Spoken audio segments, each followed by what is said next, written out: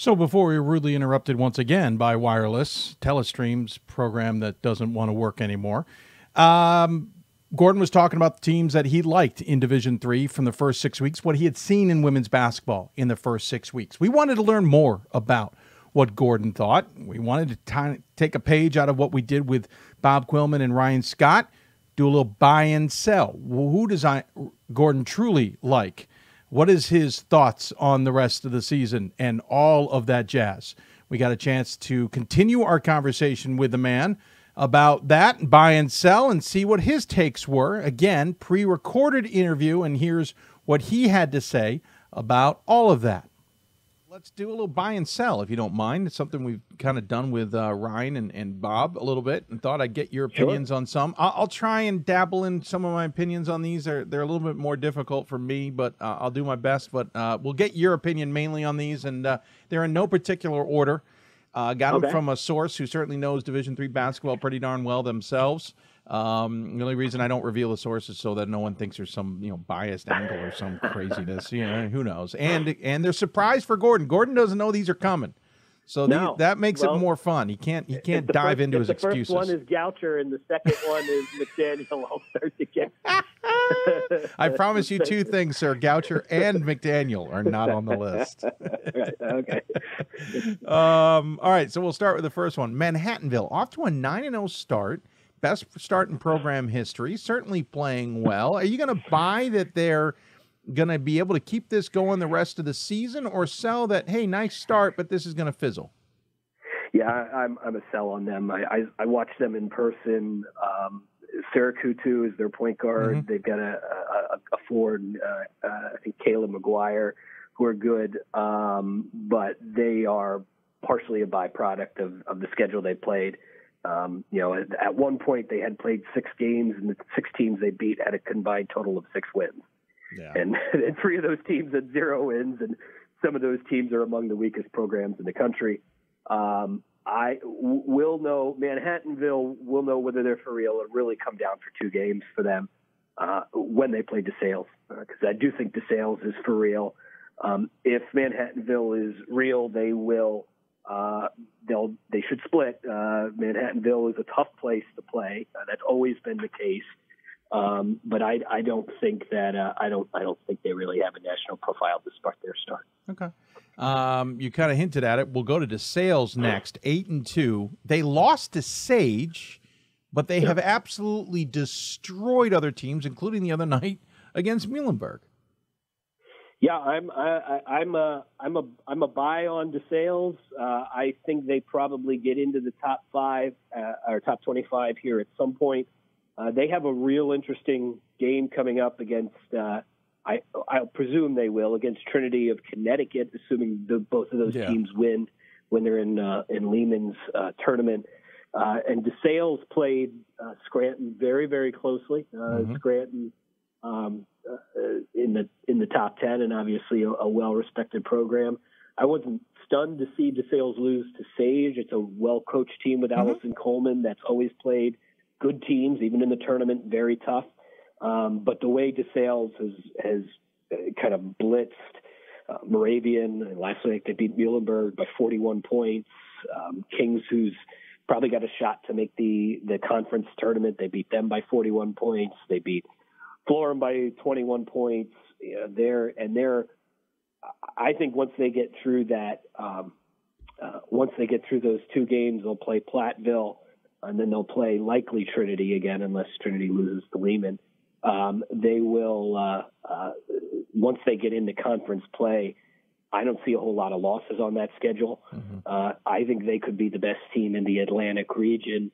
Partially because it's a little bit of a down year for the NJAC, which is the other major conference in that region, but partially because I just think they're that good. Yeah. I think they'll be a top 25 team, and that's a team that, again, if they once they get into conference play, they shouldn't lose a lot of games. You could see them rise, and you could even see them in the top 15 before the year's over. Yeah, their results have certainly stood out to me.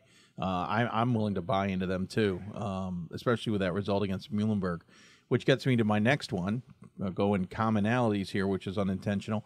Muhlenberg 9-1 start. Obviously, just took their first loss in a big way. Are you buying that Ron Roan can keep this team kind of going along at such a clip? Now, granted, this was the first time they gave up some significant points, but or are you selling that this is, again, as you said with Manhattanville, a byproduct of the schedule? I would say probably a slight sell here. You know, they're 5-0 in conference. Their wins are over Dickinson, Bryn Mawr, Washington College, Haverford, and Swarthmore. And of those 5 teams, really only Haverford is a conference player. But that said, they went to Haverford. They beat them by 9, which, you know, when you play Haverford, you got to kind of multiply everything by 2 because their scores are so low all the time. True. I would not be surprised if Muhlenberg wins the conference. They have 2 games left with Gettysburg. That's the other really good team in that conference. You know, they're playing a very different style with much lower scoring this year than they have in the past. I would say a mild sell. I don't think they're going to finish. You know, if we project this out, what would it be? 22-3. Yeah. But you know, 18-7, 19-6, 20-5. Sure, I think those are all possible. Okay. We'll break up the commonalities. We'll go to Carnegie Mellon, off to a tremendous start at 8-1 in a UAA that outside of Chicago may be up for grabs. What do you make of Carnegie Mellon? Well, you know, for Carnegie Mellon, their lone loss was to Mount Union, and they only put up 32 points. You know, they've got a bunch of wins over teams that, you know, are not particularly strong programs. Finlandia, Waynesburg, Pitt Greensburg. I think that's a sell. I mean, this looks Carnegie Mellon women look to me a lot like the New York University men usually do. Wow. Where they come into into non-conference play with a really good record, and then kind of the roof caves in. They, you know, that said, sell is I don't think they're going to win the UAA, and I would be surprised if they finish in the top 3. Okay. But there's no question they're a better team than they were a year ago. Yeah. When they were 2-12 in conference. I don't think they'll go 2-12. You know, I could see them being above 500 or so, which would, you know, in the last 15 years has only happened once, in 2016. But remember, they were 14-0 in 2017 in non-conference play, and then they went 7-7 in conference. So, you know, the year before that they were 13-1, and then they went 8-6 in conference, and those with their better teams. So, you know, I do think that conference is more open. I think it's kind of Chicago and ... and I don't really know. Rochester is in a rebuilding mode. They have some good young players. WashU was disappointed out of the gate. You know, I don't know what we get from NYU. They're kind of a program in coaching transition there. Emory has been good. They're a little off the radar. If I had to pick another UAA team or another team to buy in that conference, it would probably be Emory. But not so on Carnegie Mellon at this point. Interesting. I'm going to do a little different here with the WIAC. We've got 3 teams that are 9-0 in Oshkosh, La Crosse, and Eau Claire. Stout, sorry. Oshkosh, La Crosse, and Stout.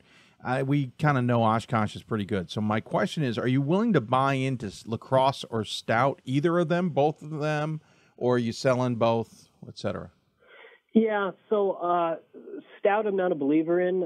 I administer the top 25 poll. I put them on the ballot a couple of weeks ago to see if anybody would vote for them, and they didn't get any votes. So Stout, no, but La Crosse, yeah. La Crosse has a 23-point win over Calvin, which is quality. We'll learn about them. They'll play at Chapman, which is a tough place to play, and then they'll play Redlands at Chapman. If they get through those 2 games, yeah, I'm a believer that they are a team that could get some, or could maybe even break in the top 25. They're gonna open conference play with Stout, and then Platteville, and then Eau Claire's pretty good, and then they get into the real meat of things, Whitewater, Stevens Point, Oshkosh, River Falls. But yeah, I'm a believer that La Crosse is legit. Again, Stout, not sold on them. Again, if I look at their schedule, best win for them, maybe an 8-point win over Albion. So if you consider Albion and Calvin kind of equal programs, the difference in margin of victory is significant there. Okay. Augsburg in the MIAC, off to a 9-2 start. Interestingly enough, a loss to La Crosse and just lost recently to Trinity, Texas. Pretty darn good for a program that was 12-12 last season, 15-11 the year before, and kind of been in that, 500 or slightly above 500 for a number of years. Yeah. 9-2. You buying? I would say. If the thing I'm being asked to buy is can they be a top 4 team in the MIAC? Sure. I would think if am I buying, do they have any kind of national profile? I would say no. Okay. St. Thomas is still the best team in that conference. Bethel will be pretty good. St. Benedict will be pretty good. Again, these are some teams they did beat. Now they have beaten Bethel by 2, so that's a nice win. And so I would not be surprised if they finish top 4, but I still think that conference is pretty much St. Thomas's to lose. Go a different direction with this one. Marymount, they're 5-4. A lot of expectations coming into the season. Are you buying that they can rebound from this, return to the national conversation per se? Or are you selling that maybe they've dug the hole and this season may be for a loss? I would say that this would be one of these were stocks. This would be one I would buy because it's probably at a pretty low selling point right now. 5-4. They played basically identical games against Emory and Henry and Randolph-Macon. They won 1 by 1, lost 1 by 2. Lost to Vassar, who's that's a respectable program. Lost by 16 to Stevenson and was not really even that close for most of that game. And then just lost to Elizabethtown by 14. I think they have a chance to get it together. In fact, I think they still win that conference. The other two teams that are in that conference, that just on paper you would expect to be pretty good. It's pretty much the old, the best teams from the top of the CSAC. Cabrini has gotten off to a really poor start, and in Gwynedd Mercy, I wouldn't make Gwynedd Mercy the favorite. So. Marymount has a game at Kane, which I would expect them to win. They play Johns Hopkins, which that's probably a toss-up. But then after that, they're going to get into conference play, and they're going to start with Gwynedd Mercy at home.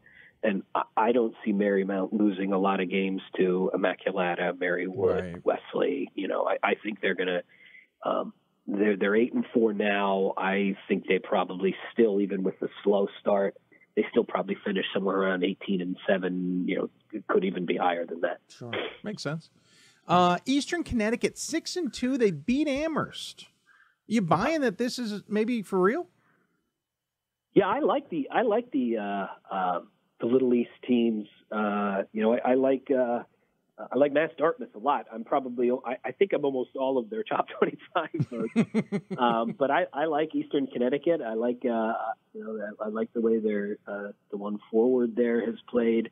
I think that in a year where Amherst is a little down, maybe at least so far what we've seen.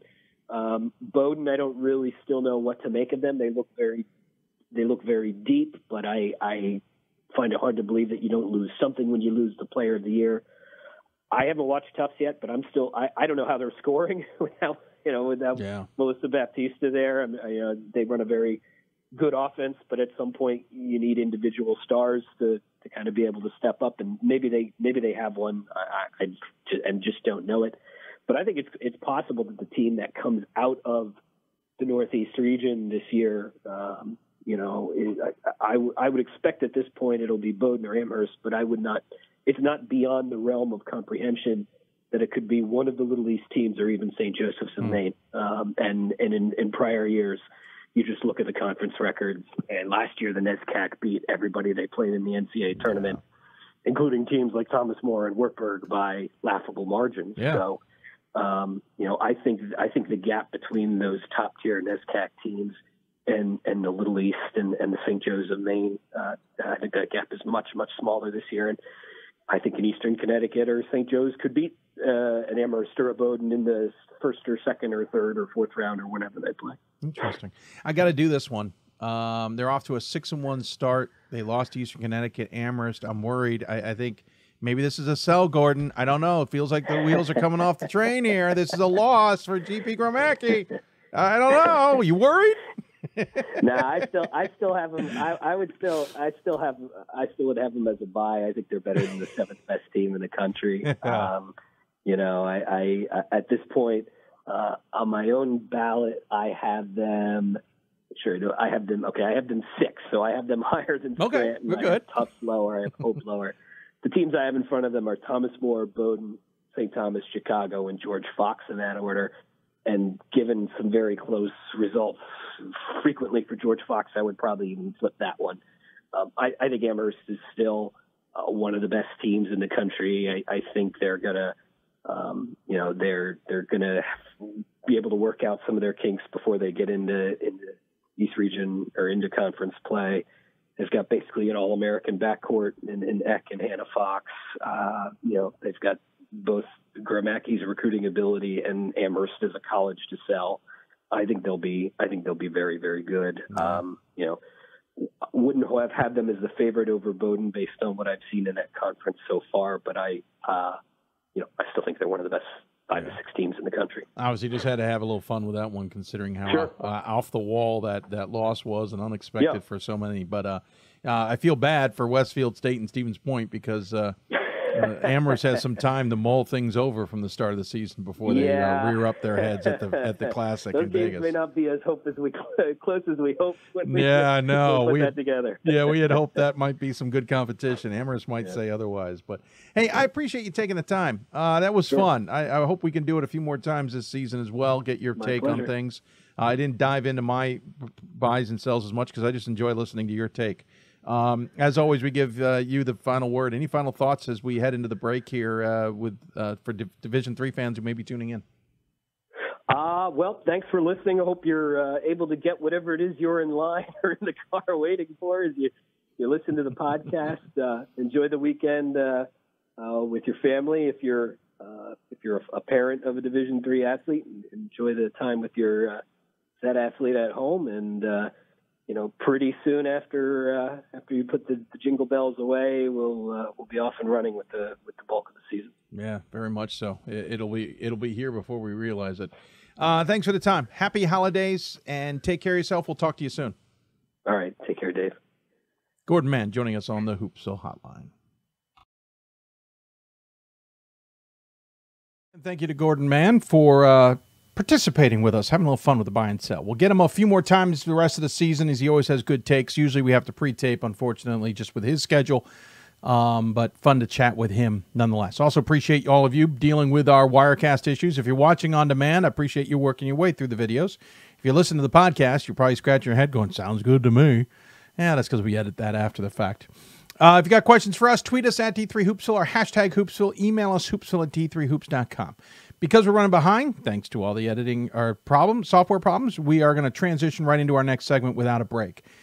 You could make an argument, most influential conference and commissioner in Division III, especially in basketball, not for the bad ways, but for being a part of the conference, I should say the division, being a part of the sport, and certainly finding a way to improve those elements, whether from afar or directly involved. In what we hope to be a little bit of a new segment here on Hoopsville, sporadically we're going to talk to conference commissioners, and we're going to start with one who's retiring at the end of the year because, we're running out of time. So we're going to talk to Centennial Conference Commissioner Steve Ulrich. Now, the last time we talked to him was 2013, I believe.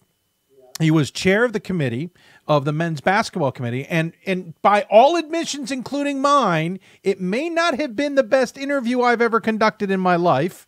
I was rather sleep deprived. Let's start that one out the gate.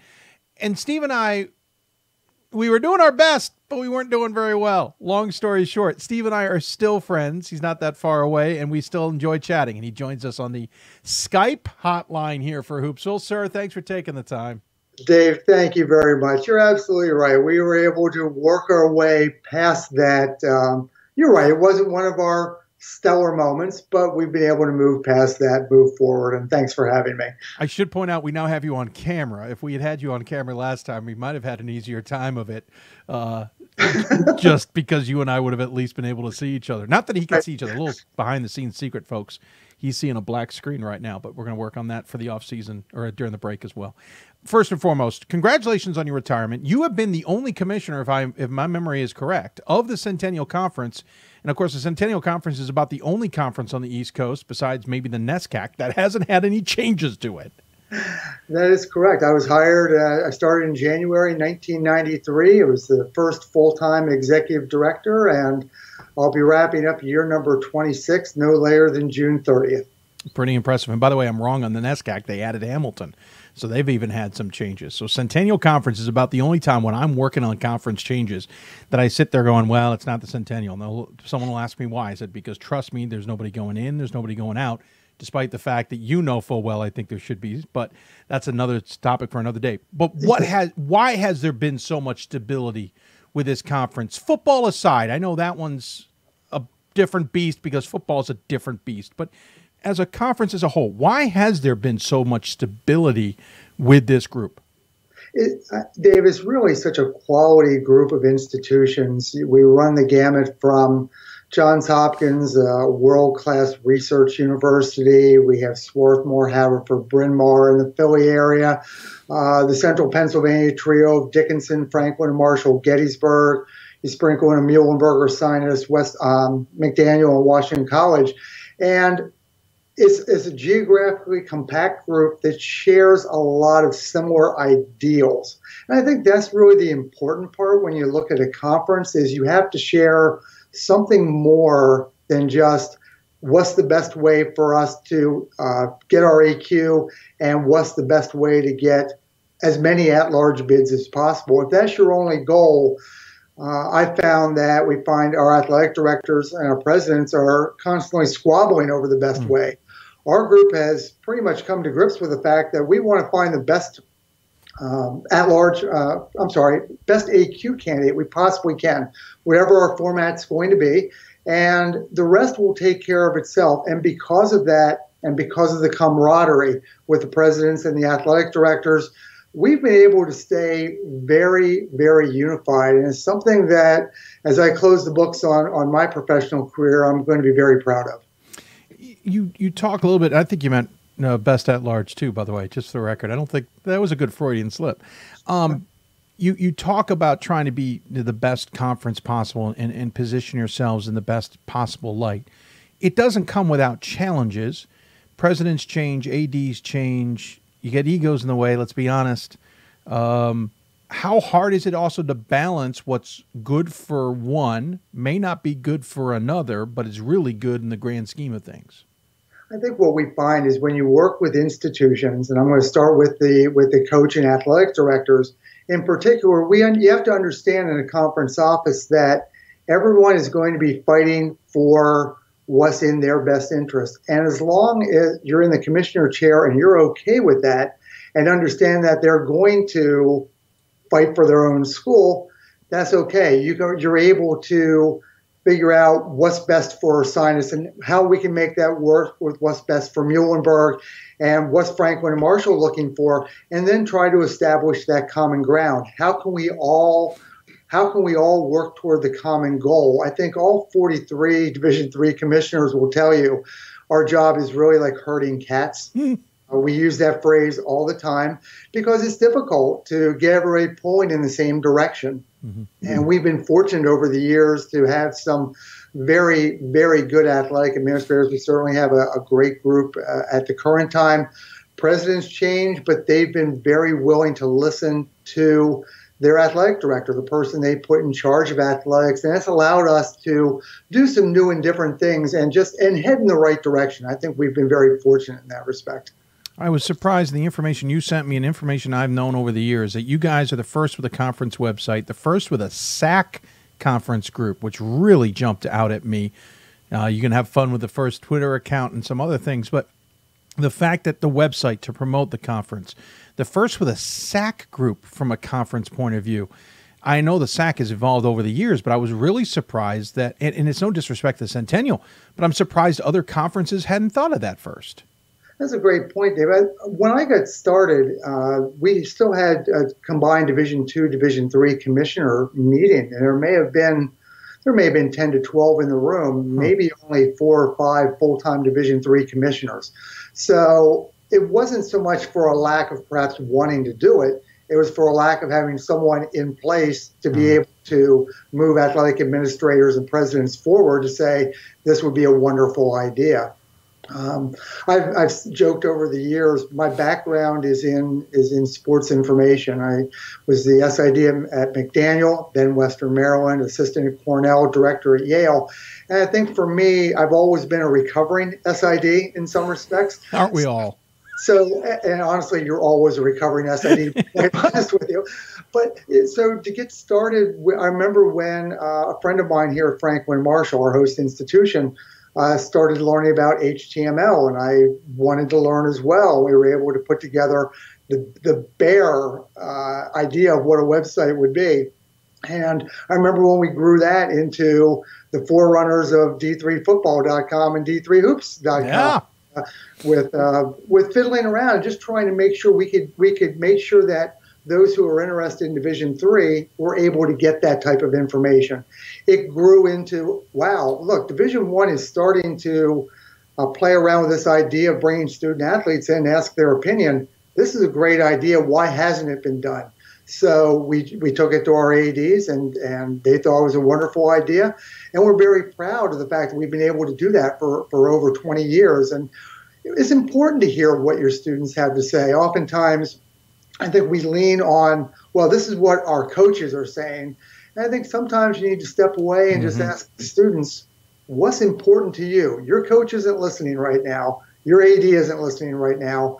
Tell us why this legislation is important. Tell us why this legislation is flawed. How can we make our playoff system better? How can we make your student experience better? And I think that's the key with the SAC group. Oh, you and I have talked many times, and no disrespect to coaches, but they don't always have the best perspective on things. And student athletes, and it drives Division III now, and to come full circle, Division I and II now trying to replicate what Division III has created in those SAC groups. Not a ton of time. Hopefully we can follow up with you on a future date, but I want to go through a bunch of things that you have done as an individual, as a commissioner, whatever the case may be, that have been so both influential but also maybe just guiding. We talk about the chairmanship on the men's basketball committee and being a member of that for 4 years. Interesting enough, with Terry Small from the NJAC as well. You two were hand to hand, hip to hip, pocket to pocket, whatever you want to call, for those 4 years. You've also served on the men's golf committee. You've served on regional committees for football and women's golf. You've been involved with the D3 Commissioners Group, which is a huge group that I don't think people really appreciate. You guys helped kind of send a message to the ECAC by saying, okay, enough of these games, and we're going to create our own bowl series with the MAC, though we won't talk about how that went this year necessarily in 3 games, but you get my drift. And then one other thing is you are always very instrumental in the NCAA levels of things, whether it's bringing bills or helping bring bills. It may be somebody else's idea, but you'll help craft it. Even ones, Steve, that aren't successful. And the one I think of was a cutback on scheduling by 10% across the board. I found it fascinating sitting in San Antonio watching that, because while you and I didn't do a lot of talking that weekend, I was watching and gathering. You sensed, all right, this isn't going to work. How do we find a better resolution? And as a result, you got basically a committee formed to really dive into schedules and practices, and maybe it's not fully done, I don't think, but overhaul things. That's not appreciated by people, and that's a lot of work. It is a lot of work. Unlike Washington, where we have our tribes and our camps, I think so highly of the commissioners that I've worked with over the years, and certainly our current group. And to be able to have that kind of give and take, to get a sense of where their membership is. Are we out there whipping and trying to count votes? Certainly. But we found ourselves in a situation where it wasn't going to pass the day, but maybe we could refer it. We could get an elite group to take a look at the idea of What's the proper number of games that our students should be playing? As you mentioned, coaches will always want more, more, more. Athletic administrators have to balance the budgets that they're constrained with versus the wishes of their coaches. Oftentimes we don't ask the students what they want, but the kids that are coming through today, how many games do they play in a given weekend during a showcase camp or when they're playing with their travel team? So we're trying to keep all those things moving forward. And once again, Dave, it just comes back to the same thing. What's best for the student? What is the student athlete experience? They have 4, sometimes 5 years to really enjoy not only the collegiate experience, but their sport, their classmates, their teammates. And we want to make sure that when they walk away, they didn't feel cheated. So it's important for us to all work together. And I feel very good in Division III that we're able to do that for the betterment of the whole most of the occasions. You've also been a bit of a guide, mentor, pick your word, go to the thesaurus. 3 of your staff members have gone on to pretty significant roles. You've got Kim Wagner, who's now out in the Northwest Conference in a beautiful part of the country, I may add. Jessica Huntley just left in the last year to start up the brand new AEC. Megan Petruno is an associate AD at Muhlenberg. You certainly, probably take a hit because you groom them so well to be in your office and run things. You have helped future leaders, as it were, interestingly enough, all women, which is great, take on this Division III mantle. Is that a legacy you hope sticks with you for the future, and if people don't know about it? Dave, thanks. That's one of the things I'm very proud of. We set out when we formed the conference to really do whatever we could to promote women leaders in athletics. We put together our Snell Schillingford Coaching Symposium, which encourages undergraduate women to get involved with coaching, to get involved with athletic administration. And we have a number of current head coaches in our conference that are not only graduates of our school, but graduates of the program. So with Kim, with Jessica, to have that and with Megan, to have that opportunity to give them a chance to let their skills shine, to learn a few of the things that some folks maybe don't feel like sharing as commissioners. I feel that, and all 3 of those women have heard me say this, you don't really want to work with me for more than 4 years. I can be very difficult after a while. And fortunately, they've really made a name for themselves. For Kim to pick up and move, she's from northeastern Pennsylvania. She picked up and moved to the Pacific Northwest and is doing wonderful things. And then you look at Jessica and starting a brand new conference, just like I did 6 years ago. And I can't tell you how proud I am of them. It's a wonderful feeling to see them be able to move on and know that I contributed maybe just a little bit. Sure. Circle back real quick on basketball, which obviously this show's about, but you and I have gotten to know each other better because of the sport of basketball. Though, folks, to be honest, we work with lacrosse, we work in soccer. There's a lot of things that football that Steve and I cross paths with. But let's talk basketball.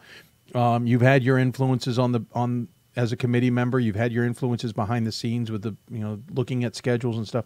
What do you see as the future of Division III basketball, or what do you see as even this year in Division III? So, looking down the line, I think Division III is going to have to come to grips with the 64-team tournament, with the 1 to 7.5 ratio for the number of sponsors versus how many teams get into the tournament. As Division III continues to grow, we're maxing out at that, and there's going to be a push to perhaps enlarge the field. Will it be 68? Will it be 72? 10 years ago when we put the 1 to 7.5 in place, it was, don't worry, we'll never get there. We'll worry about it. When you do it as long as I have, guess what? We're there. Yeah. So I think that's going to be a big challenge going forward. I think it's a wonderful thing, and I applaud Division III for finally seeing the light and going to the joint championship. You and I were in Atlanta in 2013, and I'll always remember that experience. And I remember coming back and talking to our group and having them just kind of throw cold water on the whole thing because it's not really the Division III experience. My colleague Bobby Morgan from Haverford, who has chaired the Women's basketball committee had a chance to experience the joint championship last year, and she was sold immediately. And to the listeners out there, if you have any concerns at all, once you're there, it's a wonderful experience, and one that I think that our students deserve to have the opportunity to be part of. So in that respect, I think that we have the challenge ahead of us with the field, but I'm glad we're looking ahead to doing something positive for the student athlete. I will say I think the women's was more enjoyable than the men's, only because the men's is so disconnected with different facilities, and that's not a knock. That's just the way it is, and it was smart to be in a smaller facility. I don't want to be playing in a giant, enormous football stadium, a D3 game. That's ridiculous. But that said, it is a great experience. You and I both agree. We just got to fix the schedule. That's the only thing we got to tackle. And that's the other challenge we face, obviously. It's just the split semesters. There have been some, I'll say this, very minor conversations, and we hear this at the other divisions as well. Would you want to make basketball a one-semester sport? Yeah. I don't see that coming anytime in the very near future, but we're going to have to deal with the schedule, having Division III's final games being played on the first weekend in April, and what that is going forward, right? Which makes crossover season even more brutal. I still argue the fall or the spring schedule lengthwise crossover is more brutal than the fall, but the fall is full of more sports. That's why the two differences. We could talk forever, and I want to get you back on to give it more just due before we lose you to Division III. I do want to ask, though, why the retirement? Why have you decided to hang up the hat, as it were? And I promise I wasn't going to ask you specifics on future plans, but what do you hope to do in your future? Because let's be honest, sir, you're still a young man. I will give it up for posterity. I am 58, and I've done this job for 26 years. I've seen so many young, aggressive, talented coaches come through. I've worked with so many quality athletic administrators and presidents that every once in a while it just continues to go in circles. Steve, why do we only have 5 teams in our playoffs? Why do we play fewer games than the NCAA allows? Why do we do this? Why do we do that? And after a while, you just kind of like, is this something I want to continue doing? It's been a wonderful ride. It's been a wonderful 26 years. It's time for me to step aside and let the centennial move into its next quarter century. I've been at intercollegiate athletics for 35 years. There's a huge part of me who would like to stay involved with athletics. I think it's very difficult to toss aside that type of experience. I'd like to stay in higher education.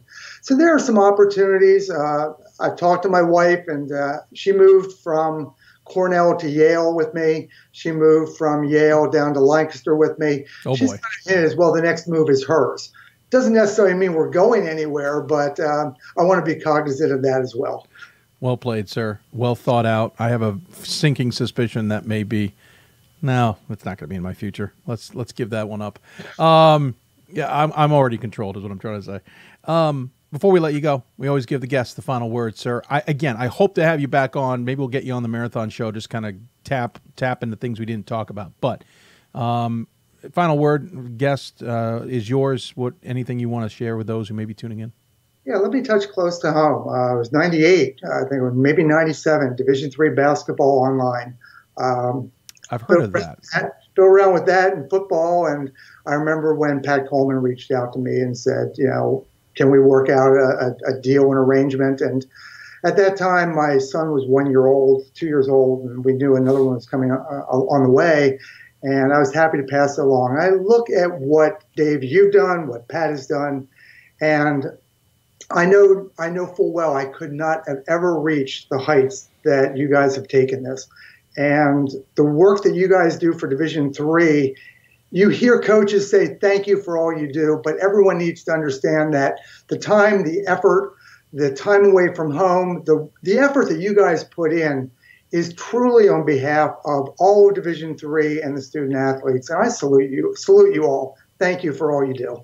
I thank you for giving up the website so quickly. I think the rumor was 15 minutes. On that one. The great story of Pat tells of all of a sudden having an email with all the access to to the website. I didn't want to neglect that. I had a feeling you would bring it up, and that's why I want you back on, too, because I do want to talk about the influence of basketball specifically. But I appreciate the time so far. Thank you for your kind words. Certainly enjoyable. I love chatting with you. We'll catch up sometime down the road. In the meantime, have a great holidays, and we'll talk to you sometime soon. Dave, thank you very much. Happy holidays to you and yours. Thank you, sir. Take care. Steve Ulrich joining us from the Centennial Conference. Again, we'll get him back on. Truncated segment. Love to hear more from him. We'll talk to more commissioners in the future, the Terry Smalls of the world, the Chris Martins of the world, and others who have been so influential, especially in the basketball side of things. We're going to try and take a break. This is where it's failed every time so far today. We're going to try and take a break, and we'll go jump out to Linfield before we wrap up today's show. You're listening to Hoopsville, presented by D3Hoops.com from the WBCA NABC studios. We'll be back with more Hoopsville, hopefully when we return from a commercial break. I did receive a non-athletic scholarship upon entering school. I got the presidential scholarship, which was huge for me. I think there's more opportunities for academic scholarships in Division III. I did receive academic scholarships. Just being involved on campus, being a leader, all those things combined kind of get me recognized. It's a great experience for me.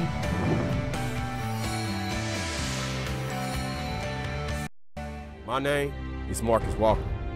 I was All-State, won a state championship, a high school All-American, and played college and pro ball. I played because I love the game. I grind to be the best. I sweat because I put in work. I'm strong because I believe. When I want to bring it before game time, I come to the house that college basketball built, the CBE. No matter your skill, take it to another level. Elevate your game right here at the College Basketball Experience at Sprint Center. It's on us to stop sexual assault in any way that we can. To get a friend home safe. To never blame the victim. It's on us. To stand up. To make our community safe for all. It's on us. It's on us to look out for each other at parties.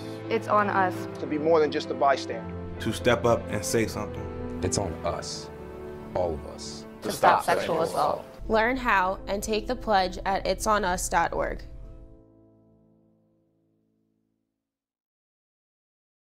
We've got more schools than Division I, more fans than Division II, and more upsets than March Madness. There's 800 programs with over 11,000 games leading to 2 national championships. And we've been covering it all for over a decade. From Eastern to Occidental, from Puget Sound to Piedmont, from Southwestern to the University of New England, and from Hope to Calvin. Nobody covers Division III basketball like we do. We're at D3Hoops.com at www.d3hoops.com. Oh, we got that commercial down and dusted. That's the last one we're going to hear today. As we've got one more segment here with a guest, and then we'll wrap the show up after that without a break. You're listening to Hoopsville, presented by D3Hoops.com from the WBCA NABC studios. If you're listening on demand, thanks for working your way through the videos. If you've been listening to the podcast, we hope you appreciated that as well.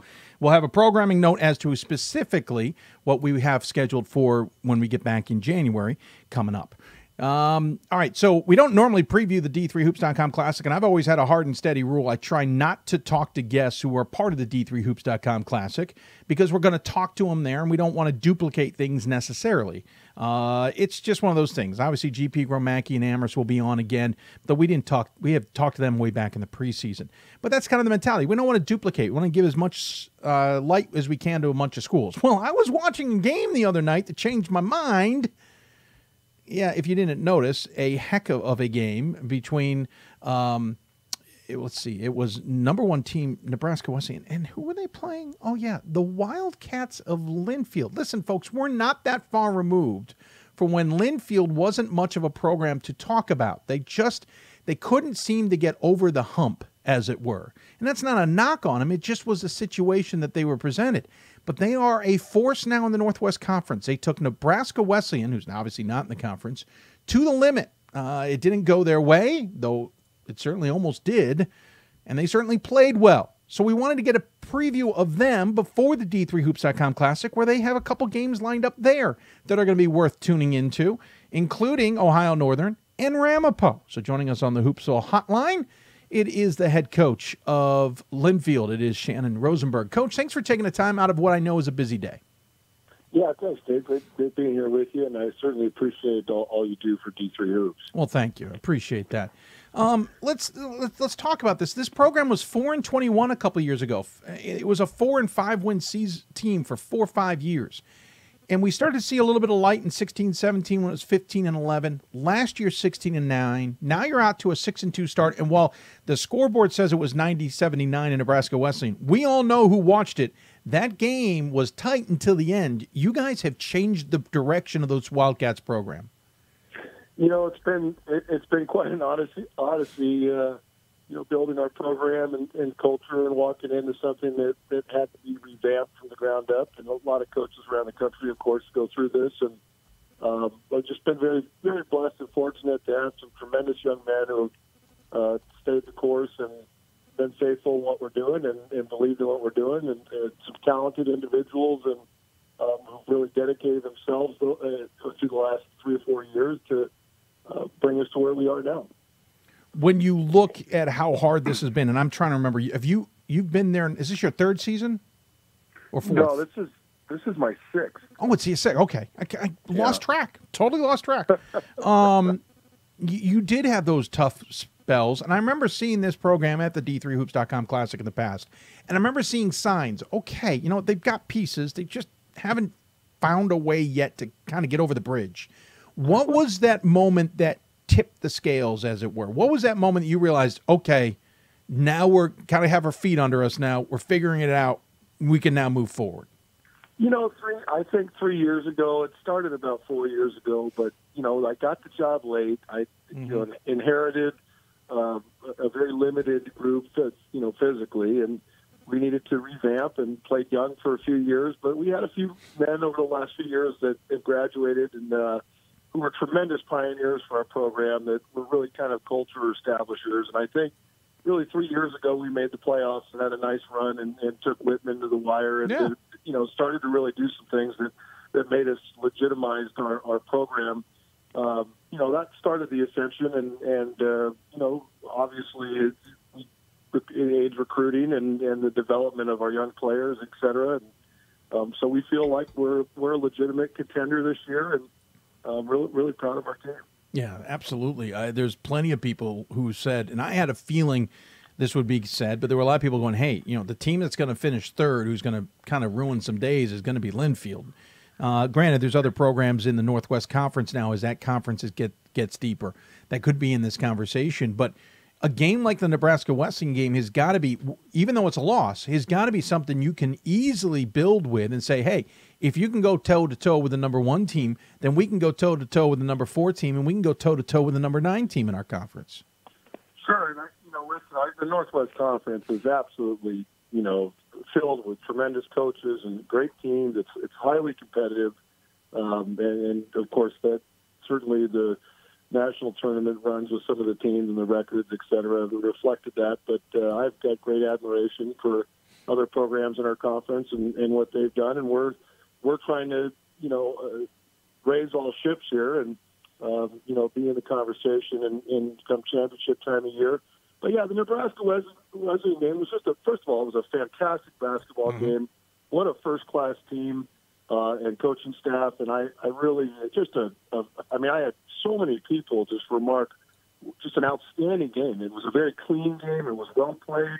It was a highly competitive and spirited game. And I think, it was just a game that, like all great games, come down to a few possessions here and there. And but yeah, no, it was nice to be able to measure ourselves up against the kind of the best, and we look forward to those types of games. You've got a pretty senior-laden group, and not in a bad way. You've got a lot of seniors, and no surprise as you guys try and turn the corner with the program when you took over. But you're led by a sophomore in Dempsey Ruggenbuck, and then you got Grant Gibbs, second on the team in scoring, and he's a junior. Is it all that surprising that you have underclassmen who are technically leading the way on the score sheet when you've got so many seniors? No, I think, part of that is kind of what happens in recruiting a little bit. As you start to get better and you can attract some more talent. And so, those things have happened. And certainly, our seniors have been fantastic for us. But yeah, we've got it's nice.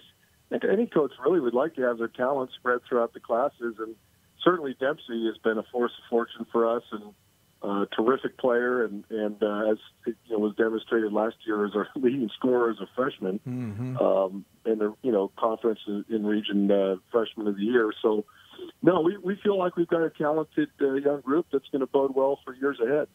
Dempsey shoots 58, almost 59% from the field. Scores 20 points a game, shoots 49% from beyond the arc, though he doesn't take a ton of shots there, but he certainly will take his fair share. Grant Gibb, as a sophomore, shoots well from beyond the arc. All nice little pieces there, which then fast forwards us to your schedule. And up ahead, as we mentioned, you'll first take on UC Santa Cruz, we should mention, on Friday evening before you wrap up the holidays. And then you'll head to Vegas, where you'll take on Ohio Northern on the 27th, and you'll face off against the co-host of the event, Ramapo, and Chuck McBreen, who are there every year. That's the running joke. You'll take them on the 29th. What are your expectations with those two games? What do you hope to come out of that? What are you telling the team about the event? Well, I mean, certainly I recall from the schedule I inherited, 5 years ago when we showed up, but that was like showing up to a gunfight with a butter knife. So we feel like we're better positioned this year. And really, I told the team, look, we're going to have a great team this year, and we want a chance to go play some teams from back east or the Midwest or out of region. And certainly this event, I think, highlights and features a number of storied programs from around the country, and always brings talent to the table. And we're excited to be a part of that. I know our guys are real excited to be a part of that. We're not obviously overlooking tomorrow's game with Santa Cruz, but Ramapo, what can't you say about them? They've been a storied program for a number of years, and in Northern Ohio, I don't know much about, quite honestly. I've just started looking at film recently, but just the opportunity to get out and play two programs out of region, and certainly with Ramapo's history and success to date, I know we're going to have challenges with both teams, but we're excited. We feel like we bring an exciting team to the tournament and hope to add to it. Well, it's interesting. You'd rather have challenges with these games than realizing you've got the butter knife, and you may not be able to compete. So we're glad to see that, glad to make matchups like this, and certainly look forward to it. I'll admit, though, we wished we could have paired you up with Husson, and there's only one reason for that. We wanted one of the most Western teams to play one of the most Eastern teams. It just, for our own giggles, we thought it would be a lot of fun. Coach, we'll talk more with you in Vegas. I just wanted to get at least an opportunity to chat with you now, especially after that big result, despite it being a loss against Nebraska Wesleyan. And certainly wanted to tip our hats. Appreciate the time you took. I know, again, you've been busy today. I think you had a camp earlier today that you've been running. So we appreciate the time. We do give the guests the final word. Any final thoughts you want to share with those who may be tuning in? Yeah, I'd like to say, first of all, thank you for all you do for Division III basketball and the men and women around the country that participate in such a fantastic level of sport that too often, I think, is overlooked. And also, just a happy holidays, Merry Christmas, and a real sincere peace to everyone out there around our country. And hopefully everyone can embrace some family and loved ones and be grateful for all we have. Well said, sir. Well said. Look forward to seeing you in Vegas. Take care of yourself. The same to you. Good holidays and with family, and we'll talk to you soon. All right. Thank you, Dave. Absolutely. Shannon Rosenberg joining us here on the Hoopsville Hotline with his Wildcats at 6-2 on the season, 2-0 in conference play. Those two wins coming against Pacific Lutheran and Lewis and Clark. Again, Santa Cruz on Friday night at home. Then they'll come to Vegas where they'll take on Ohio Northern and Ramapo. Then they get back into the conference thick of things on the 4th and 5th against Willamette and Puget Sound. Games to circle, 11th and 12th, home games against Whitman and Whitworth. We get a chance to really see how Linfield's going to do in conference play the second weekend of January. And with that, we're going to wrap up today's show a little bit later than planned. We appreciate you dealing with all the technical glitches. We promise in the second semester we will hopefully have eliminated those problems. Again, as a result of that, we were hoping to maybe put a pre-taped show together on January 3rd, the Thursday. Unfortunately, I've got a basketball game that night to be at, so we're going to put a pre-taped show together. Instead, we're going to scrap those plans and use that time instead to transition to new software and whatever else we need to fix. We appreciate the financial support from groups like WBCA, NABC. We have a couple schools coming online next semester and maybe some more, hopefully some other sponsors as well that will help us make this transition. In the meantime, so we'll hit the first show on Sunday, January 6th, live at 7 o'clock Eastern like we normally do, and we will be on air every Thursday and Sunday the rest of the season, barring, and there's always a couple exceptions, Super Bowl Sunday is always a quirky one, and we may be traveling that weekend. Stick around for news on that, which may push that show to Monday. Of course, we always have the marathon, should the family allow it. That would be tentatively right now January 31st. We're already, believe it or not, lining up guests for that program, plus lots of more stuff as we cover Division III the best we can. So again, I apologize for the technical glitches that this first semester has had and this particular show has had, but we will work to solve those so you can enjoy this show the best you can. If you got guest ideas, if you've got fundraising ideas, if you've got sponsorship ideas, if you just got ideas for us, send them our way. You can always email us, hoopsville@d3hoops.com. You can also on Twitter @D3Hoopsville, on Instagram @D3Hoopsville, and on Facebook at facebook.com/Hoopsville. We appreciate your tuning in and enjoying the show with us despite our technical difficulties, which apparently worked their way up into my vocal cords and lips as well. I do want to say one thing, and I was struck, and I may get a little emotional here. I was struck and reminded of this today reading an article by Adam Turr on the D3 football side of things. Adam dabbles with us on the basketball side as well. You may see some articles from him in the near future, I'm assuming. I'm not positive. I know he's talked about paring down his role a little bit. As we all consider, to be blunt, we all consider our roles here with this group. And Adam wrote a great article just recently about kind of recapping the year and being so grateful. And he touched on something that I am always conscious of, for lack of a better opinion. We have a tradition on this show. You hear it on almost every interview that we do, that we allow the guest the final word. And the reason that came about, if you're unfamiliar, it came about because there were so many guests that I'd be like, thanks for coming on. We appreciate it. You guys, oh, Dave, I have one more thing to say. And we kept getting that. And so we said, you know what? We'll just leave it to them. We'll give them the platform. They can say whatever they want. A vast majority of guests will thank us.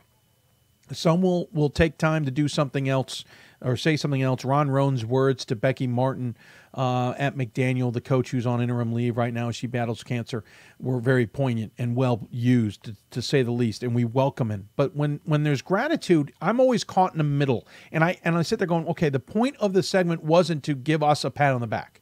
I don't say, hey, what's your final word? Oh, thanks for the pat on the back, because that happens so often. That wasn't the intent. The intent was because coaches always had something else they wanted to add. We figured we'd just give them the floor without a preset question to say whatever they feel like saying. It's turned into a gratitude thing from a lot of coaches, and we appreciate that. But what Adam wrote about gratitude is what struck me, and I felt, we should point this out. That gratitude is what helps keep us going. We're not doing this for careers. We're not doing this because we make a ton of money. Maybe we can help pay the bills. Maybe we can at least pay for our expenses when we go and see Division III teams and see Division III student athletes and go to facilities and check things out. But it's the gratitude we get that certainly drives us. I would be lying to you folks. I would be lying if I told you there aren't times I think to myself, it ain't worth doing the show tonight. It ain't worth doing the show on Thursday.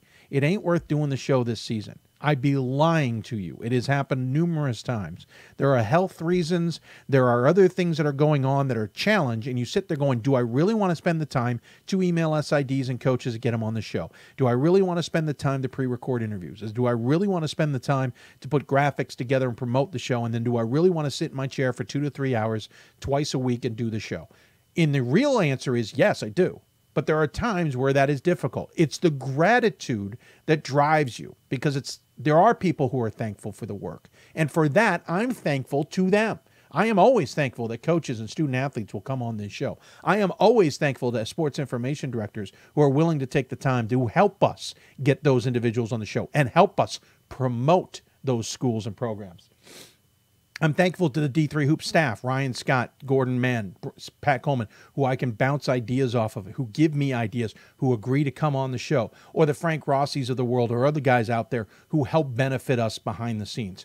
It is those groups, and then the WBCA, NABC, and others who help us financially, that gratitude is what drives us ultimately. And Adam Turr's words about that struck a chord with me. And I felt today was a good time to say that again.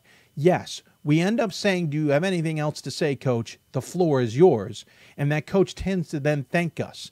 We don't do it for self-promotion, but that thank you is a way of self-preservation to keep us going and to keep doing this. We've done this show now for 16 years, starting in 2001. I can't imagine a life that it doesn't have it. My children don't know a life where this show doesn't exist downstairs in Daddy's office.